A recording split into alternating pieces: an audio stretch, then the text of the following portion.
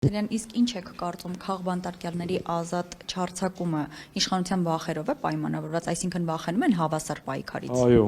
Այո, այսօր մեր Հայաստան դաշինքի ցուցակի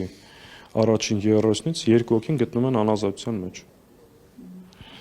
Այսօր Բագրատ Սրբազանը գտնվում է անազատության մեջ։ Այսօր Սամվել Կարապետյանը գտնվում է անազատության մեջ։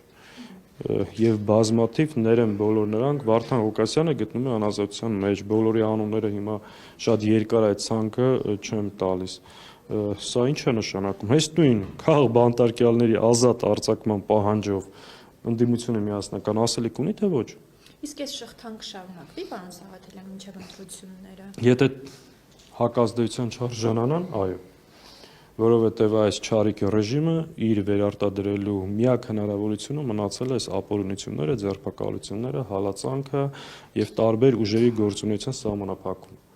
Ինքը այլ հնարավորություն չունի վերարտադրվելու, որովհետև ինքը վաղուց չունի ժողովրդի աջակցություն։ Հետևաբար ինքը գնում է այս ճանապարհով։ Փառք Աստծո, այսօր ընդդիմության միասնական քվեն շատ ավելի մեծ է, քան իշխանությանը։